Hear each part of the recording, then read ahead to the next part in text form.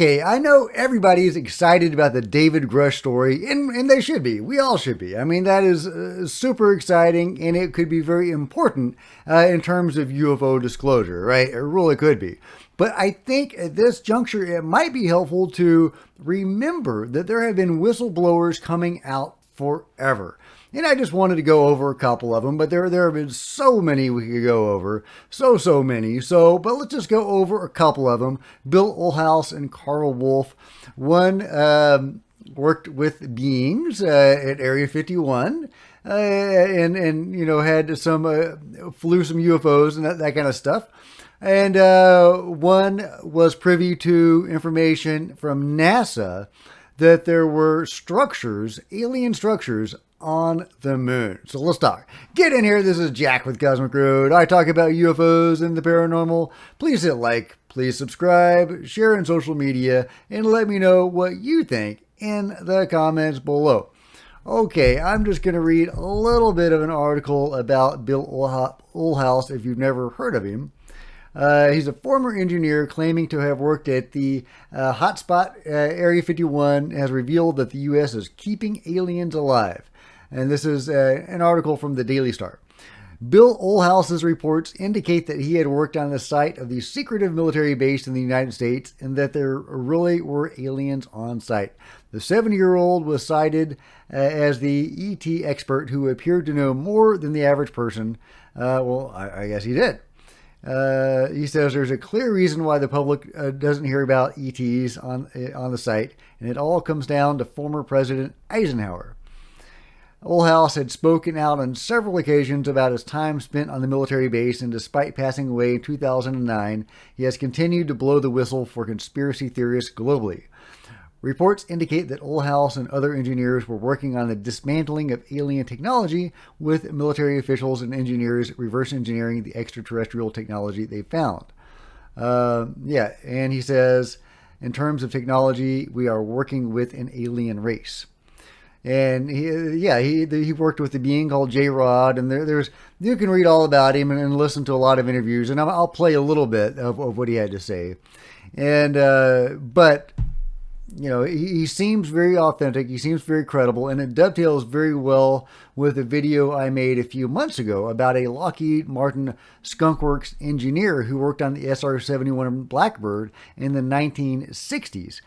He was not working with any beings or any UFOs, but he had friends that were. He had fellow engineers at Lockheed Martin Skunk Works that were, and he says they were working on a training device to help humans fly their own UFOs. And that is also what Bill Olhaus talks about. So let's just listen to him talk about that for a little bit. Here goes. As I watched the reason why I'm saying this is because the simulator wasn't actually functional until around 1958, where the simulator was actually operable. The simulator that they used, or the craft that they used to build, which is a 30-meter one, was the one that crashed in Arizona, Kingman, Arizona, back in 53 or 52. I think it was 53. That's the one they used. That's the first one that they took out to the test site. It was a controlled craft, you know, that the aliens wanted to present to our government, or the USA. It landed about 15 miles from, which used to be an Army Air Base, which is now a defunct Army base. I can't recall the name of it. But that particular craft, there were some problems with, number one, getting it on the flatbed to take it up to Area 51. They couldn't get it across the dam because of the road. It had to be barged across the Colorado River at the time, and then taken up to where people go now, up 93, out to Area 51, which was just being really constructed at the time, and taken down those dirt roads and out to that particular area of the test site. There were 4 aliens aboard that thing, and those aliens went to Los Alamos. for basically, it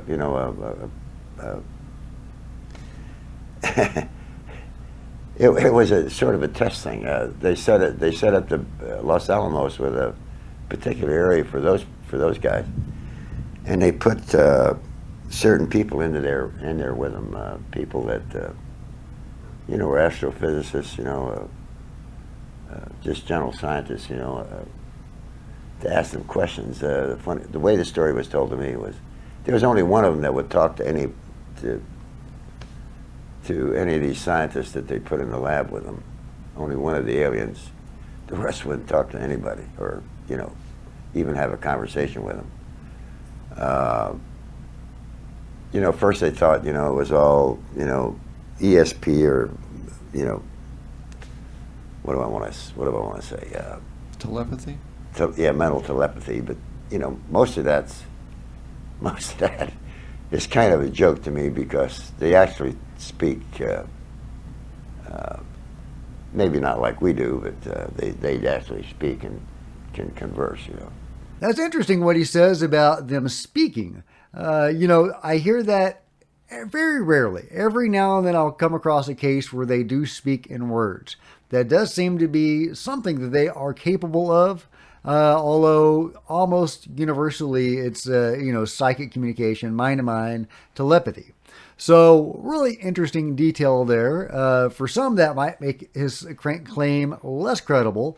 And, your mileage may vary on all of that. I find Bill Oldhouse pretty credible. I really do. He seems like a very solid guy. Yeah, I think he's the real deal. And it dovetails with other information I've come across. But there's a lot more interviews, and he does interact with a being called J-Rod. And there's information about that out there. And it's really, really interesting and really intriguing. And I encourage you to explore the Bill Oldhouse case.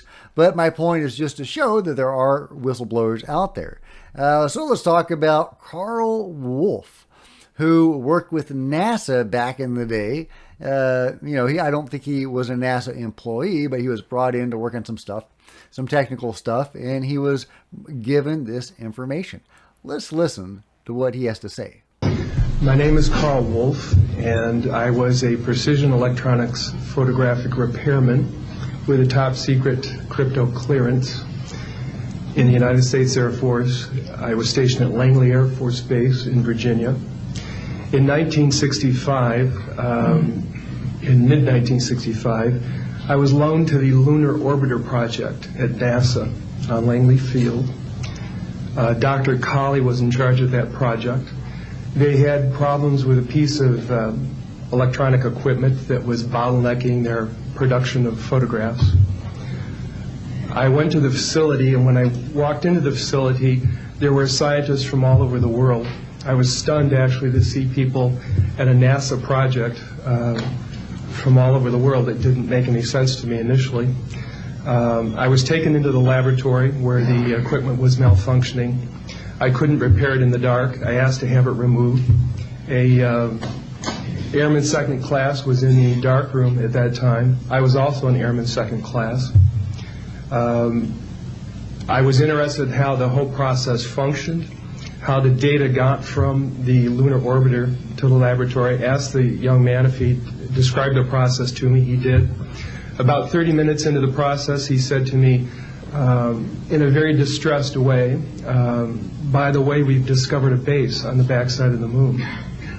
And then he proceeded to put photographs down in front of me, and clearly in these photographs were structures, mushroom-shaped buildings, spherical buildings, and towers. And at that point I was very concerned, because I knew we were working on compartmentalized security. He had breached security, and I was actually frightened at that moment. And I did not question him any further. And a few moments later, someone did come into the room. I worked there for 3 more days, and I remember going home and naively thinking, I can't wait to hear about this on the evening news. And here it is, more than 30 years later, and I hope we hear about it tonight. And I will testify under oath before Congress. Boom, there you go. There's structures on the moon, alien structures on the moon. Well, one presumes they're alien. I mean, I guess they could be the Germans from World War II. They could be people from Atlantis. They could be just about anything. Ultra-terrestrials, other dimensionals, whatever they are, there seems to be structures on the moon. And I've talked about this several times.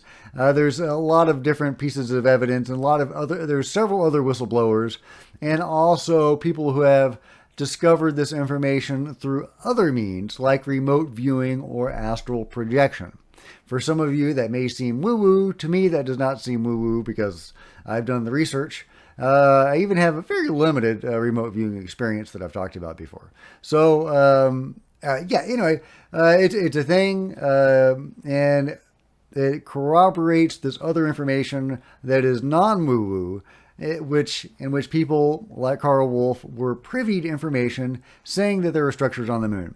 So, just putting some pieces together from these two witnesses, we can see that, and also which corroborates other witnesses that I've talked about. This isn't just one person saying one thing. That's the silo of information problem, and but when you have multiple witnesses saying the same thing in different walks of life, and sometimes getting this information through different sources, different methods, it really makes it much more authentic to me. Anyway, so we were working with the beings back in the late 50s or the 60s. Eisenhower was involved, and we knew about structures on the moon. And if we were flying UFOs around that time, maybe we were visiting the moon. Just throwing that out there.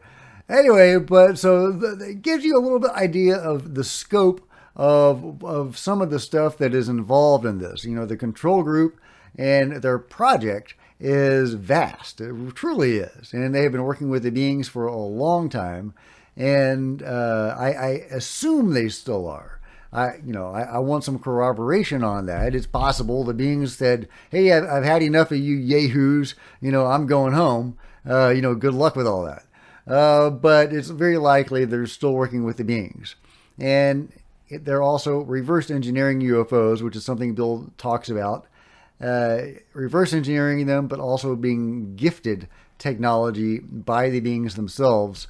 But apparently that's not enough, and they still have to reverse engineer stuff. I would like some clarification on that. If somebody knows of a place where Bill really clarifies that, or if somebody else clarifies that, I would love to hear it, because that's always been a kind of a discrepancy to me. There's the surface level stuff when they're reverse engineering stuff, and then there's the deeper level stuff when they're working with beings and flying around in UFOs and doing all sorts of shenanigans, possibly in Indonesia and whatever. I don't even know what the darker stuff of all of that is. Drug running and arms. Who knows? The Herrera story and others like it. Very sketchy stuff that they seem to be doing. They don't seem to be using this technology in war, which is weird, because if they've had this technology since the late 50s and the 60s, they wouldn't have lost Vietnam, right? So, what gives? What are they doing this for? Surely they don't have this fancy technology just to run drugs or arms or whatever. God knows what they're doing. So they're doing something with it. I have no clue what it is. So, I know that they are assisting in abductions sometimes. So that seems to be a thing that they're doing. Is that the main focus of what they are doing? Because the abduction phenomenon is vast, and many, many people who have been abducted see military and government types working with the beings when those experiences happen. So, since that program is so robust worldwide, going back many decades, involving potentially tens of millions of people, that would be my guess as to what they're using the UFOs and this technology for, in addition to, probably getting rich off of it. So, but I don't know, guys. Let me know your thoughts on that. But I just wanted to give you a couple of whistleblowers to give you an idea of some of the historical whistleblower accounts that are out there. And they are many. There's a whole bunch of them that are credible whistleblowers. And if you go through their stories, there's some really juicy stuff in there. So anyway, that's what I wanted to bring you for the moment. Let me know your thoughts in the comments below. And if you've enjoyed this video, please give me a big thumbs up. I sure would appreciate it. Smash the like button, smash the subscribe button and the bell to be notified of future videos. Join me on social media. There's Facebook and Twitter links below if you want to support the channel. And I would love it if you did. Buy one of my books. I'm a science fiction, fantasy, and horror writer. You can find my books on Amazon. There's a link in the description. I would love it if you would support Cosmic Road by buying one of my books. Or just, hey, leave a PayPal. So anyway, trying to find ways to monetize this channel so that I can spend more time on it to give you the videos that you deserve, and you know, the best quality videos that you deserve, and the quantity that you want. So anyway, see you next time, guys. There's plenty of other videos on the channel, and this is Jack with Cosmic Road signing out.